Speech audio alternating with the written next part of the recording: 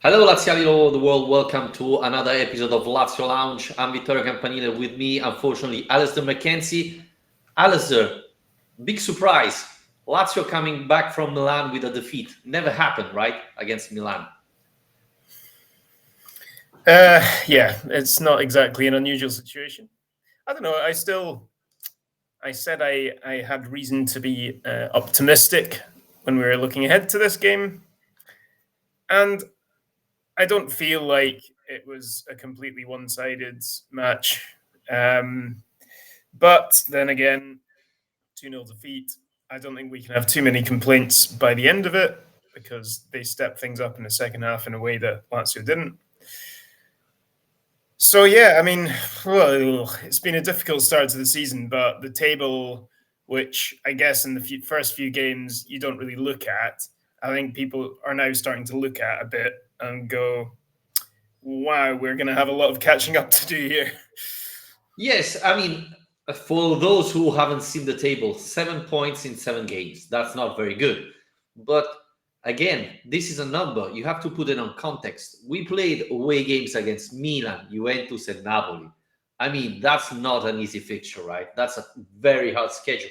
If you consider, I was watching a tweet yesterday, I think, saying that all the big teams have played only once against a big team. You know, Napoli played only against Lazio, Juventus played only against Lazio, and so on. We played against Juventus, Napoli, Milan. That's not an easy schedule, especially 3 away games, none at home, in Yeah. 7 games. So that's tough. And we could add to this. We played home against Torino, which is another tough fixture, especially for Lazio. So yes, 7 points. But if you want to see it the other way, well, after Atalanta, we should have a much better schedule. Yeah, and after Atalanta, there's an international break, which gives you, I guess, a kind of natural pause to work on things, reflect a little bit on what's working, what isn't working.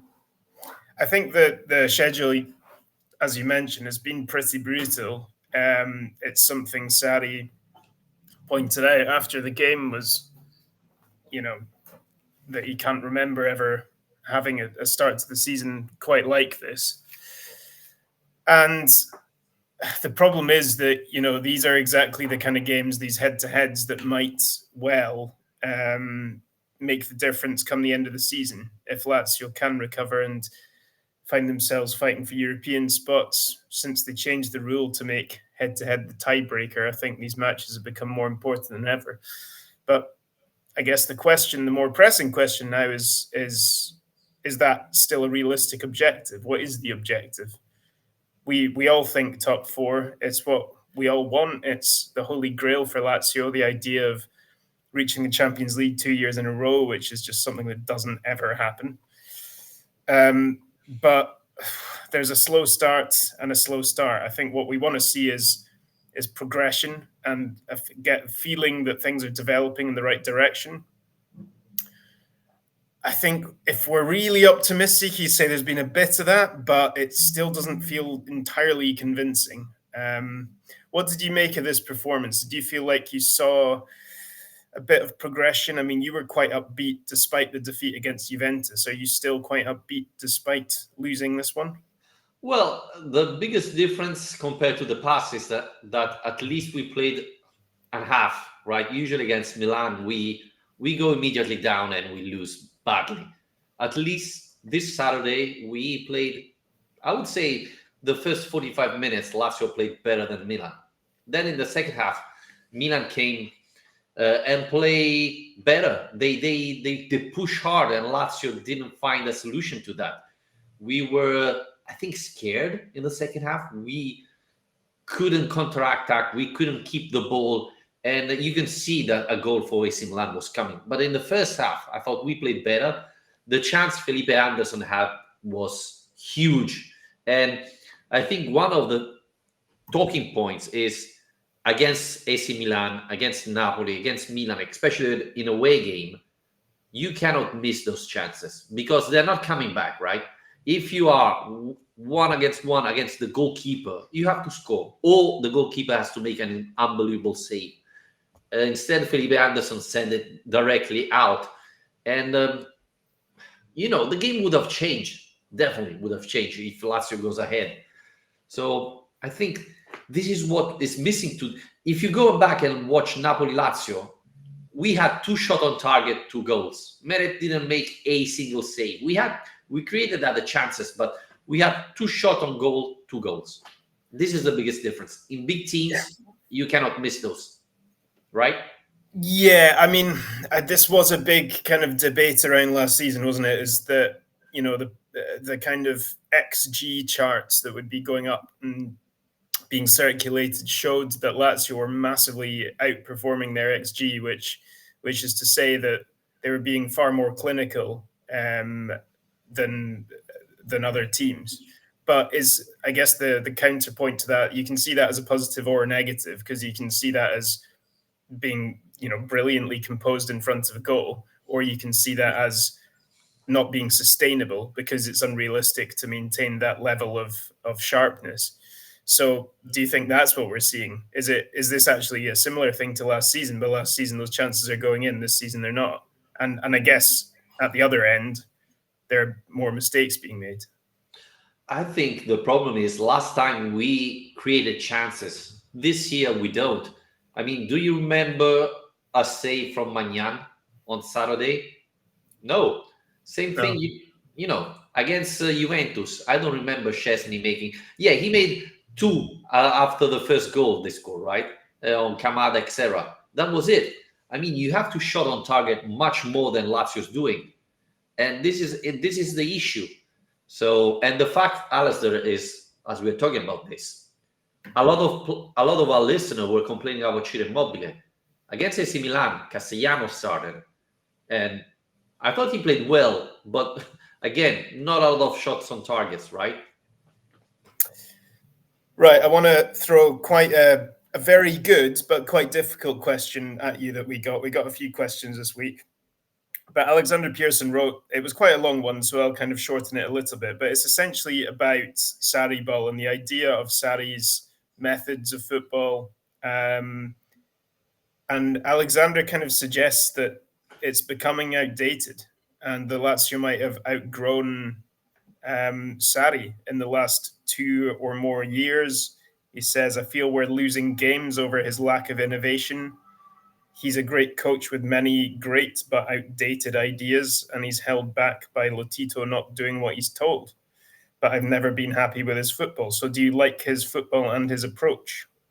I mean, it's a big question, but do you think that we've speak so much about the individual parts of this team, individual performances, the transfer market, the motivation, the loss of Sergei? There's so many moving parts here, but what about the actual idea of Sarri's strategy, Sarri's tactics?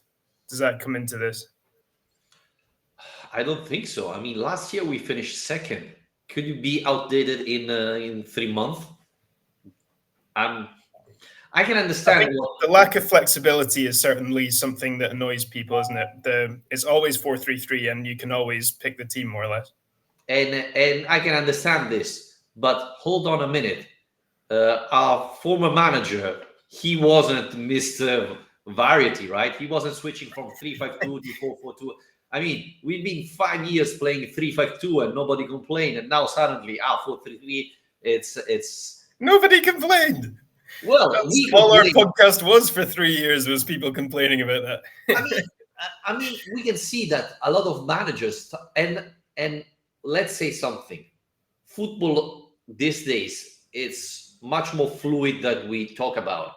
Yes, it's 4-3-3, but for example, Milinkovic Savic last year was much higher than he should have been in a real 4-3-3. Same thing, when defending, we are defending with a 4-5-1. So it's, on the table, on paper, you put it 4-3-3, but it's not really like that, right?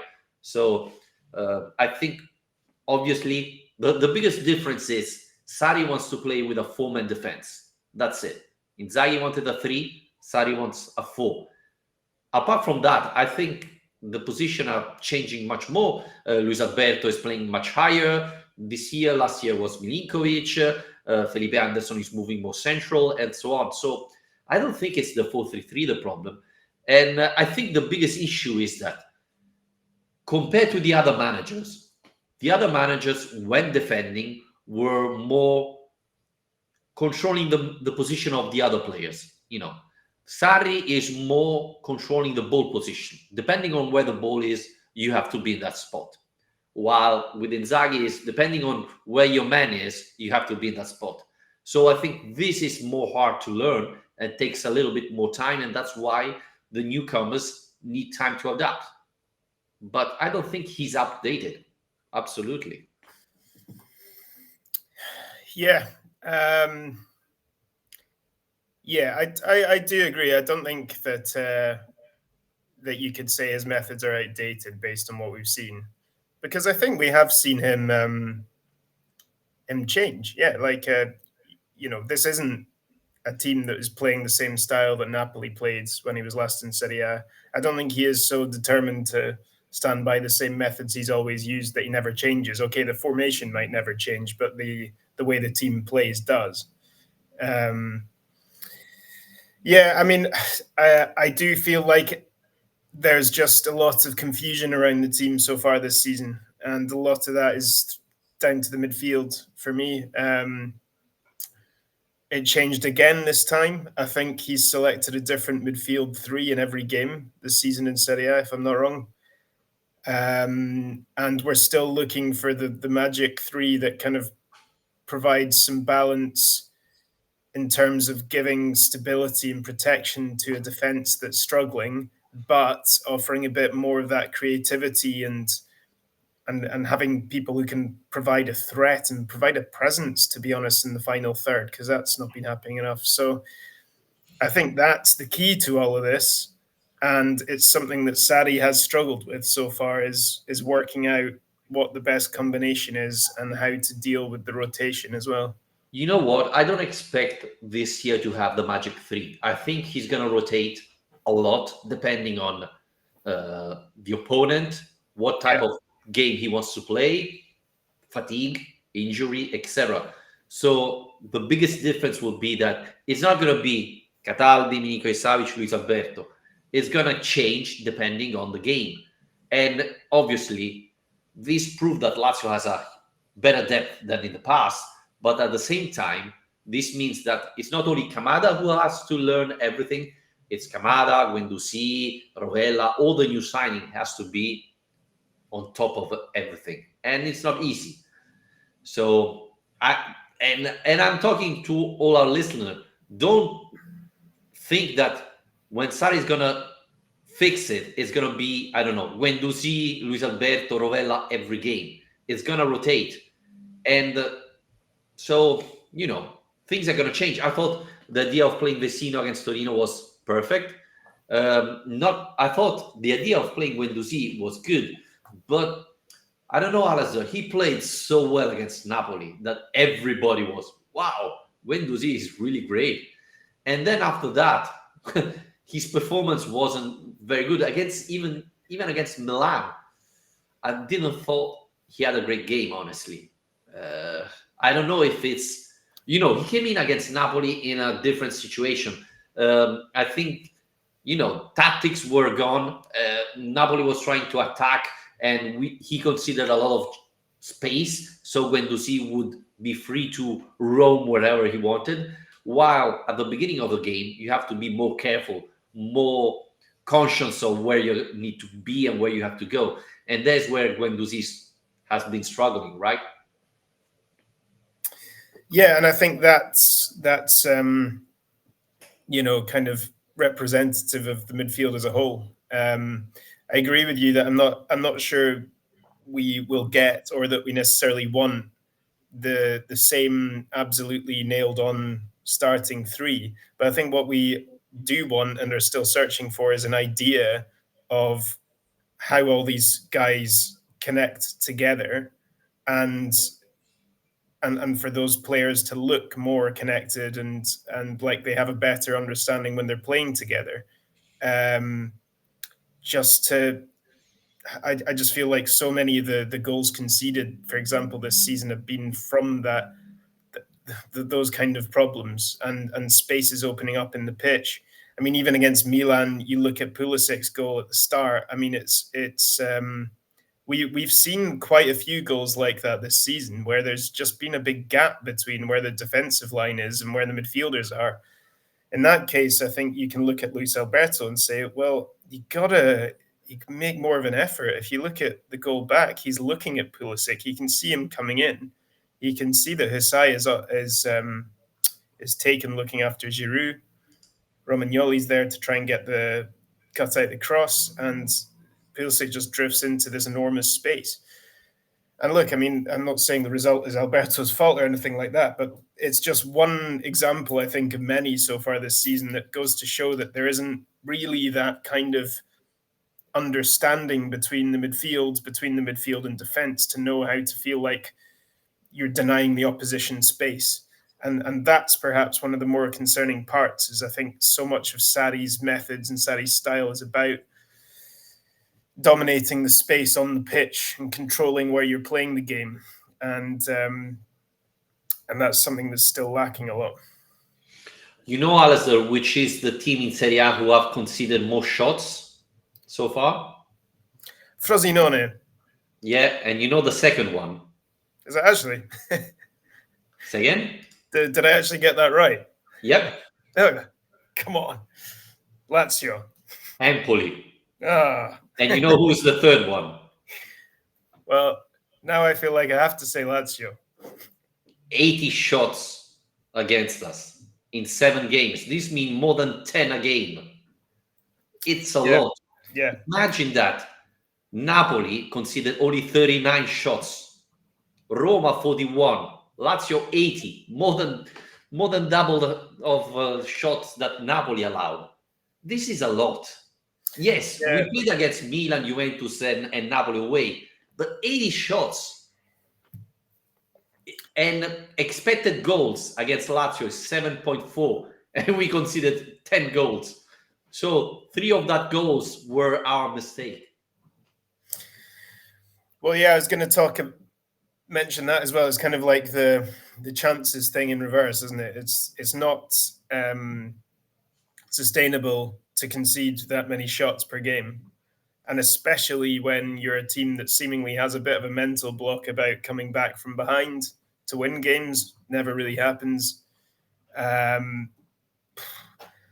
mean, last season it's finishing second despite basically never doing that is pretty amazing, but finishing with 22 clean sheets is not something we can expect clearly to do again. I mean, one of the main questions we got was basically just, how worried are you? I mean, can we still be talking about it's early in the season, it's lots of new signings, all the same stuff we've been talking about, or are you starting to feel more worried? No, I'm not that worried, to be honest with you. It depends on what was your expectation. I mean, do you think Lazio was fighting for the Scudetto? Because Champions League, a Scudetto race is over. I can tell you this. But I think for the 4th spot, we are still there. And again, we have to be honest. Yes, 7 points after 7 games. But last year against Milan away, we lost. Last year against Juventus away, we lost. We won against Napoli. So I think we are pretty much in the same situation. We beat Torino at home, that we usually don't. So, yes, we dropped points against Lecce and against Genoa, but I think overall we are pretty much there. Now things have to change now, going forward, obviously. But I'm not that concerned. There's something wrong. Our defense is not performing like last year. And some of our players are not at the same level like last year. This is probably the most concerning thing I have. Yeah. And I think the way I look at it, for us to finish in the top 4 in this league this season, we're going to have to find something that is our kind of USP.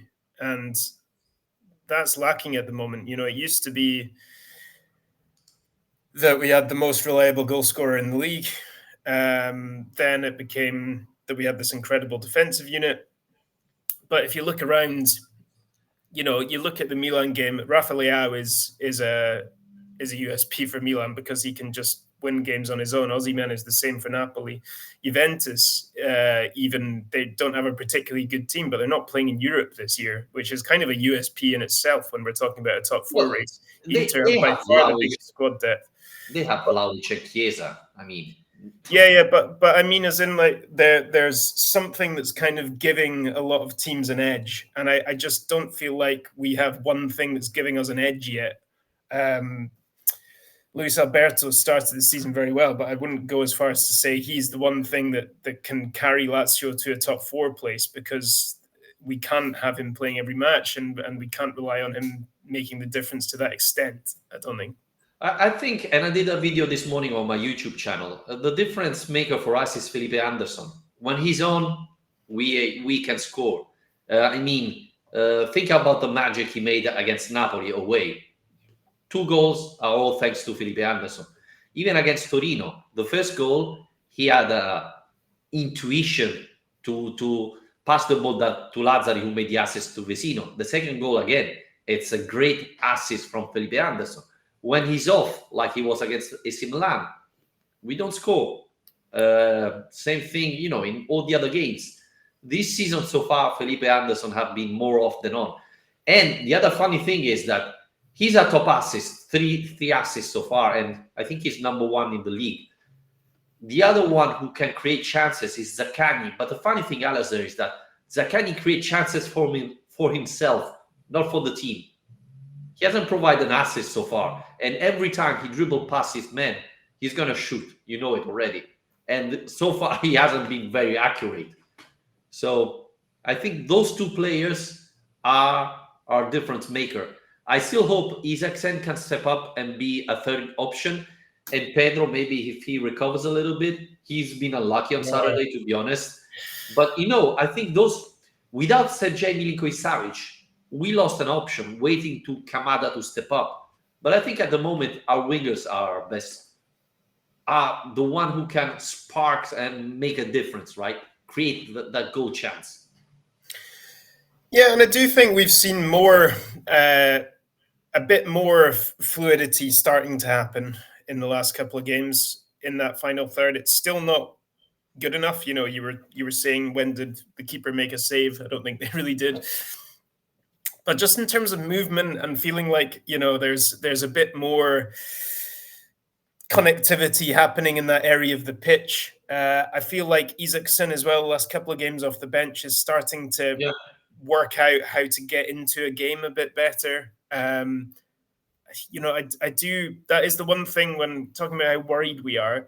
I think that's the one reason to kind of feel more optimistic, is that it has to get better for a lot of these players. We aren't quite starting again, but this is a team that is still finding its feet, still trying to work out, how to deal with the year's ASMS. Now that Milinkovic is gone, how do we deal with this new reality? And it's taking time. But I think it's going to become much more about the team unit rather than star individual performances. I think you're right. Felipe Anderson, when he's on, he's on. But we've known that for for a decade now, since he was first at the club. And that's why having him as Sarri's guy who plays 50 games a season, I don't necessarily think is the best way to use him if he's starting every match, because he's almost better where you just kind of wind him up and let him go and hope that he's on when he's on. So what's the problem with Felipe Anderson? Every game he came on from the bench, he has been dreadful. He didn't provide an assist. He never scored. Pretty much invisible when he comes from the bench, which is strange because, with this pace, with this technique, when the defender is tired, he should, winning every one-on-one. Instead, when he comes on from the bench, he's dreadful. But you avoided the question before about Tati Castellanos, who started. What's your take on his game? Yeah, actually, to be honest, actually, probably better than I expected. I think he did he did make his presence felt. He wasn't, invisible. He was trying his best to work himself into good positions. He did get a shot away that Maignan saved, even if it wasn't a particularly dangerous one. I think,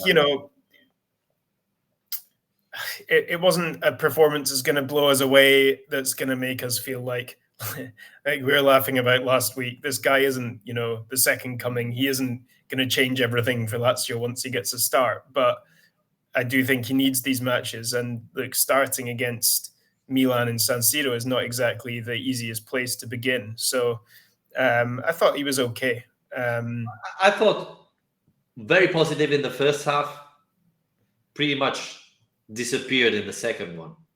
So this is my biggest concern. It's true that he didn't play that much. So I imagine he didn't have the consistency to play all that long. So this is why I think he disappeared in the second half. I don't know.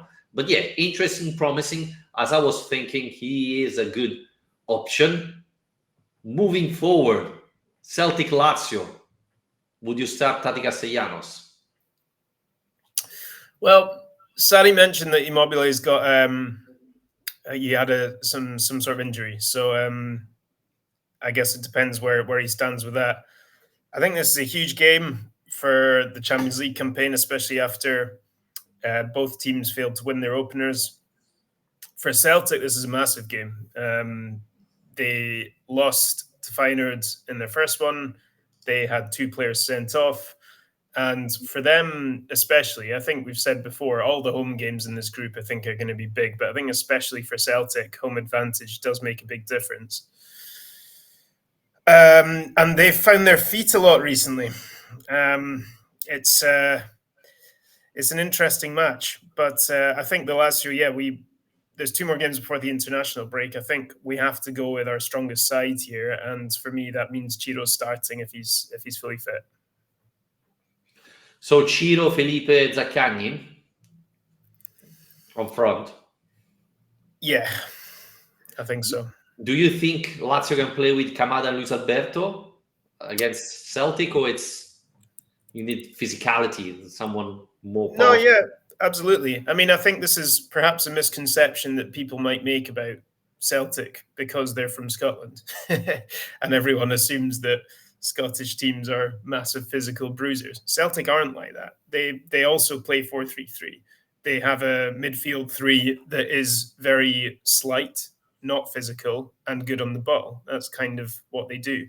They actually play, I guess, in quite a similar way to Lazio, with a kind of regista and then a box-to-box midfielder and a more creative one. It will be a bit of a matchup, man for man, because of the style that they play in, because of the way Rodgers plays football. They like to play more attacking style. They're not going around kicking people. So I think, to answer the question, yeah, I don't see why not. I think Kamada, the thing is, Kamada's not going to be a secret to these Celtic guys, because they have 3 Japan players in their team who will know Kamada very well.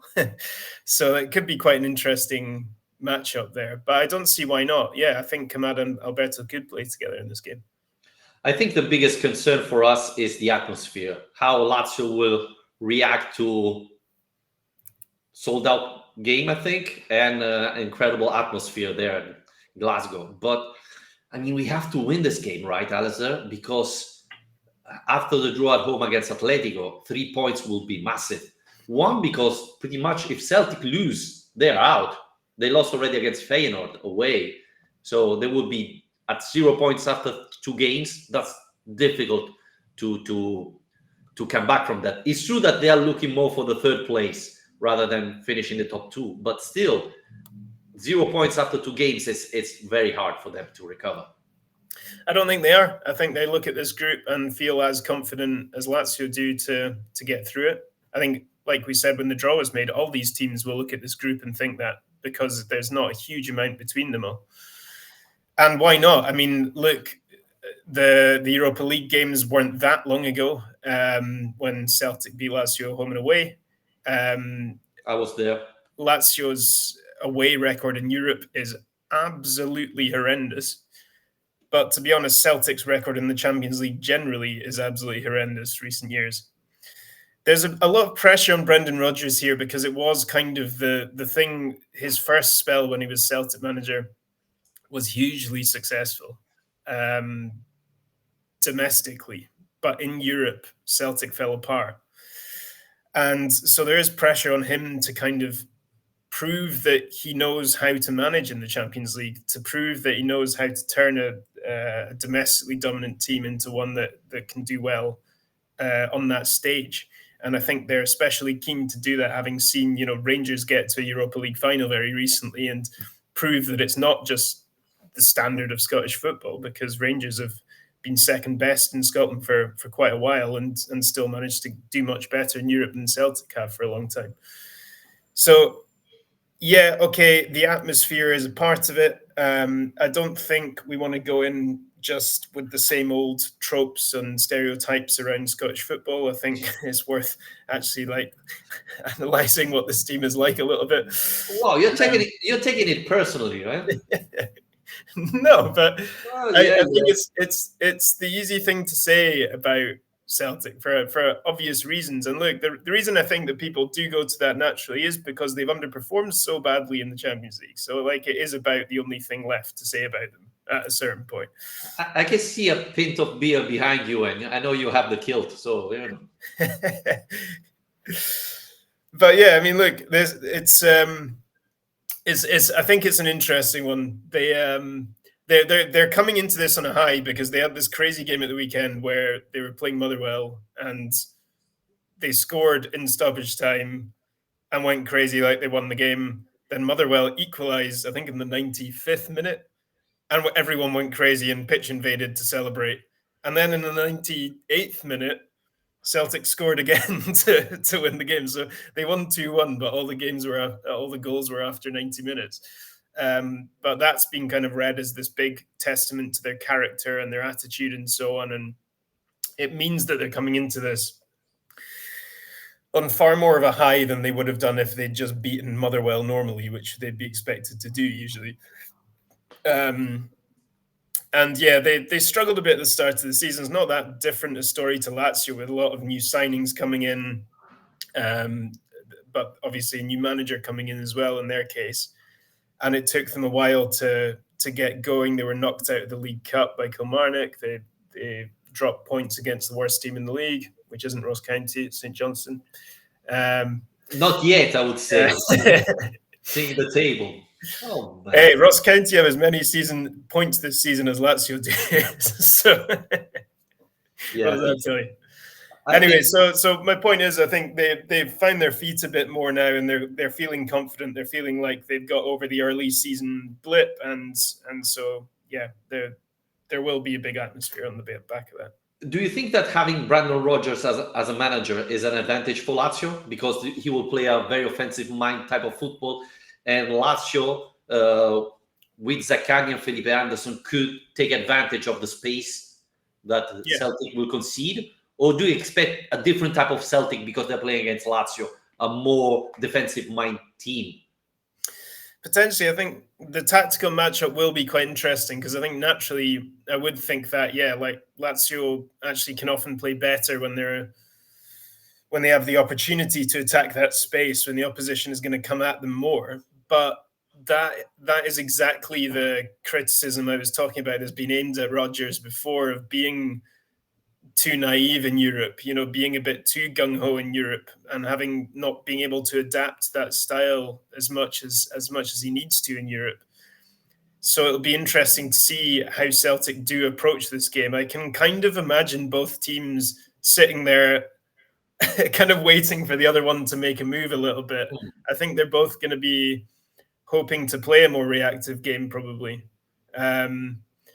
So yeah, I'll see. But I mean, the one thing Lazio will need to do is eliminate those errors, because that is the one thing that the atmosphere can play a part in, is increasing that pressure, increasing the heart rate and making you distracted or whatever, whereas there won't be much room for that. Alistair, before we wrap it up, I want to ask you this question because maybe people outside didn't know, but Ciro didn't play because he wasn't 100% fit. He has said Sarri that he wasn't feeling well, so Sarri played Castellanos. In the meantime, Chiro's wife and brother posted a story on Instagram saying that there is not too much consideration about Chiro, etc. People was thinking that it was against Sarri, but it looks like they said that fans celebrating that Chiro wasn't starting was very disappointed from them, and so it's not a very nice atmosphere. I don't know why Lazio fans, especially in Rome, have forgotten what Chiro did for the team, and I don't think he's done yet. I think yes, probably he's not in the same shape and form that he was 3 years ago, but I still think he's a decent striker, right? Yeah, of course, of course. I don't think that has happened though. I don't think people are forgetting that at all. I mean, from the games so far this season, I think there's been an enormous amount of support for Chiro in terms of the way the crowd has responded to him when he's struggling, even and singing his name when he's missing chance and stuff like that. And that's been going on for years and years. Nobody forgets. I think more on social media, unfortunately. Yeah, but social media is social media. I think the gap between what people are shouting on social media and what the reality is often quite a big one. So yeah, I mean, I think the amount of people who are genuinely have that opinion of Chiro is very small. That said, there is nothing wrong with having the opinion that the best thing for the team at a certain game or a certain moment is to rest him or rotate him or Yep. give him a chance to rediscover his form. Saying that is not saying we're giving up on Chiro. We're saying that about all sorts of players every week because you're basing your opinion on form, on fitness, on the opposition, on all sorts of factors. So I don't think it is offensive to Chiro to suggest that he might sit out a game or come off the bench because that's the reality. I think that as he gets older, is going to be more important to use his energy in the best way possible instead of having him play 90 minutes every 3 days. So I think those are Yeah, different. even Luis Alberto has to rest. He started every single game. He has never been subbed, if I'm not wrong. So, I Yeah. mean, obviously, I'm not saying he has to rest against Celtic. I think it's a too important match. And probably he has to play even against Atalanta. But after that, we need to see some more rotation there, even for Luis Alberto. The last two games weren't amazing from the Spaniard. So I guess he needs to have a little bit of break as well. Alistair, we need to have a break. We're going to be back after Celtic Lazio, new podcast. Thanks everybody for listening. Thanks for our new Patreon. Really appreciate your support. And we're going to be back after the Champions League game. Take care. Cheers.